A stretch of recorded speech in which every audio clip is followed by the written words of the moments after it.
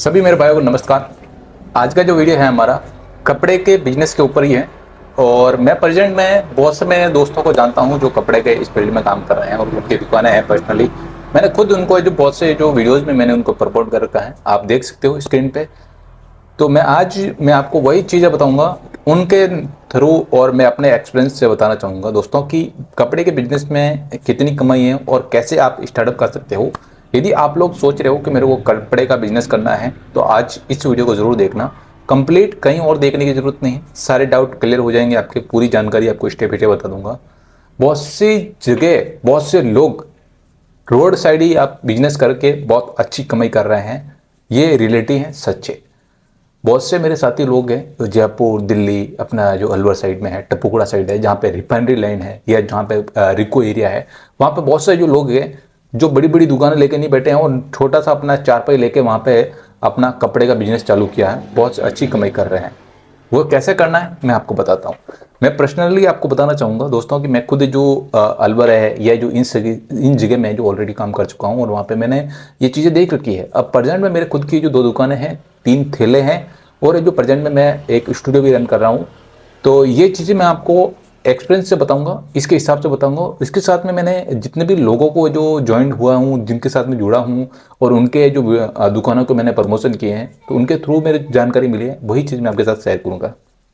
बहुत से लोग सबसे पहले शुरुआत में, यानी आपकी कपड़े की दुकान लगानी है तो सबसे पहले क्या करते हैं, वो या तो दुकान ऐसी ले लेते हैं जो उसका रेंट बहुत ज़्यादा हो जाता है, और रेंट ज़्यादा होता है तो उसमें जो सेलिंग होगी, बट चांसेस है कि आप यदि जो फर्स्ट में आप पिट गए तो मार्केट में आप बाहर निकल जाओगे। तो हमेशा वही चीज़ लो जो आपको एफर्ट लगती है। ऐसे नहीं कि आपने 20,000 की आपकी किराए वाली दुकान ले ली और आपके पास में माल नहीं है, स्टॉक नहीं है, तो आपके वहाँ पे दुकान सेल नहीं होगी और आपकी वो 100% आपका जो बिजनेस फेल हो जाएगा।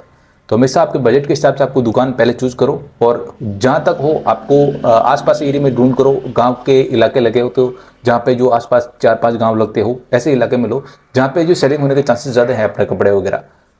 और नुक्कड़ पे लेने की कोशिश करो, यदि नुक्कड़ पे नहीं मिल पाती हैं तो थोड़ा दूर ही हो, लेकिन बेस्ट हो। आपको किराए में कभी मार नहीं कहे, ऐसा जो हो सके आपका जो धंधा ना भी चले बट फिर भी आप उस मार्केट में बैठे रहो, किराए की दिक्कत आपको नहीं आए, वो चीज़ जरूर ध्यान रखना, ठीक है। और एक और, शुरुआत में मैंने बहुत से जो लोगों को ज्वाइन किया है तब देखा मैंने, और बहुत से लोगों को जो देखा हूँ मैंने पर्सनली, वो क्या करते हैं कि जब भी जो दुकान लगाते हैं तो सबसे पहले जो ऐसा माल उठा दें जो जिनको आइडिया ही नहीं है, इस फील्ड का पूरा पता ही नहीं है उनको कि इस कपड़े लाइन में कैसे बिजनेस किया जाता है। और जो जैसे ही जो फर्स्ट बार किसी ये जो व्यापारी के साथ में जुड़ते हैं वो लोग, और सीधे ये जो वहाँ से उठा देते हैं स्लॉट और जो अपने दुकान पे लाके भर देते हैं, और वो सेलिंग नहीं होती है। फिर जो पूछते हैं कि यार क्या हमारा नुकसान हो गया। तो आपको हमेशा ध्यान रखना कि जब भी आप किसी व्यापारी से जुड़ रहे हो तो आपको एक व्यापारी से छोड़ के दूसरे व्यापारी और तीसरे व्यापारी के साथ जुड़ो। हमेशा 2-3 व्यापारी से आप अपने रेट को टकराओ, यानी जो भाव है आपका वो टकराओ, चाहे आपका जीन्स का हो, शर्ट का हो, या जो और भी जो लेडीज कपड़ा का हो, जो भी आप कर रहे हो, 1-2-3 दुकानदार व्यापारियों से जुड़ो और टकराओ, रेट भाव करो। आपको जहां बेस्ट लगता है वहां पे सेल लो। और हमेशा ये चीज़ ध्यान रखना, क्योंकि शुरुआत में आपको जो एकदम सेलिंग होगी नहीं, तो कभी भी ये जो स्लॉट उठाओ तो पूरा एक साथ मत उठा देना। कभी कभी ऐसा हो जाता है कि जो हम लोग हैं जो एक साथ स्लॉट उठाते हैं उसका जो 50-100 पीस एक साथ उठा देते हैं, वो सेलिंग नहीं होती है। और यदि जो आपको सेम 100 पीस से जो आपने उठा दिया और ये उस व्यापारी ने आपके साथ गलत कर दिया, यानी जो आपने 2 साल 3 साल पुराना जो आपको वो चीज़ें पुराना स्टॉक आपको दे दिया, उसका तो निकालना ही है, बट आपने यदि जो वो लेके आ गए और आपकी सेलिंग नहीं हुई तो आप फेल हो जाओगे। तो हमेशा आपका पैसा ना एंड नहीं हो, तो हमेशा जो आप 10 पीस, 15 पीस, 20 पीस लेके आओ जिसमें आपकी सेलिंग हो जाए। और हमेशा जो आप खरीदारी करो तो ऐसे करो, 10 पीस आपने वो लिए, 10 जो दूसरे और लिए, 10 आपने अलग लिए, 10 और लिए अलग। तो ऐसे आपका क्या है कि बाई चांस यदि 10 पीस आपके नए भी निकलते हैं तो कोई आपको दिक्कत नहीं होगी, बाकी के जो हैं दूसरे पीस वो आपके सेल हो जाएंगे। ये रियलिटी है, हमेशा ये चीज़ आप ध्यान रखना।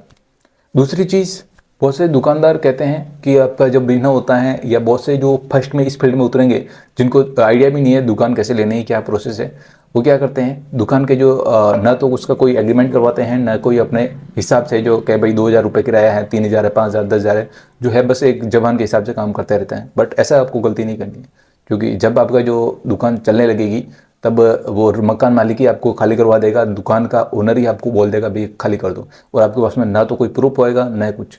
तो हमेशा आप ध्यान रखो, जब भी आप किराया ले रहे हो तो आपको सबसे पहले उसका एग्रीमेंट करना है और बोलना है कि भाई साहब मैं ये 5 साल के लिए ले रहा हूँ, 2 साल के लिए ले रहा हूँ, 3 साल के लिए ले रहा हूँ और मेरे को ये खाली नहीं कराओगे। आपको ये चीज़ें बोलनी है, क्योंकि ये एग्रीमेंट हमेशा 11 महीने का होता है, लेकिन आपको ये चीज़ उसको बोलते रहना है। ठीक है, तो ये आपको इस चीज़ का ध्यान देना है। दूसरा चीज़, पैसा हमेशा, जो भी आपके पास पैसा है, चाहे आपका 1 लाख हो, 2 लाख हो, जो भी आपका पैसा है, आप एक साथ धंधे में मत डालना, क्योंकि ऐसा आपका नुकसान हो सकता है, धंधा फेल हो सकता है। तो हमेशा जो भी आपका पैसा है, आपका भले जो 2 लाख हो या 1 लाख हो, एक साथ मत डालो, उसको 50 डालो फिलहाल। जब आपका ओपनिंग हो जाती है 50 डाल दो, उसके बाद थोड़ा और पैसा और डालो।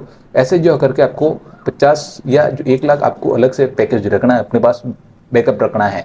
जैसे कि जो भी होली की सीज़न आएगी, उसके बाद दीपावली की आएगी, ऐसे इस सीज़न में आपको पैसों की ज़रूरत पड़ेगी और आपका जो पुराना स्टॉक नहीं निकलता तो आपको ऐसे नुकसान हो सकता है। तो हमेशा आप बैकअप बना के रखो, जो बैकअप आपका उस बुरी स्थिति में आपका वो काम आ सकता है। बाई चांस आपको दुकान वाला बोलता है कि भाई साहब किराया नहीं दे रहे हो टाइम पे, तो ऐसे में वो आपका काम आ सकता है, आपका धंधा नहीं चलेगा, तब भी वो आपका पैसा बैकअप काम आएगा। और अब पैसा पड़ा है, मेरे को मजबूती है, स्ट्रॉन्ग है, भले धंधा चले ना चले, मेरे पास पैसा है, मैं 12 महीने तक आराम से सर्वाइव कर सकता हूँ, धंधा अच्छा चले या न चले उससे कोई मतलब नहीं। तो ये चीज़ आपको बैकअप रहेगा तो आपको कोई दिमाग में टेंशन नहीं रहेगी, समझे। तो ये चीज़ हमेशा ध्यान रखना। तो ऐसे बोल से बोल लोग बोलते हैं।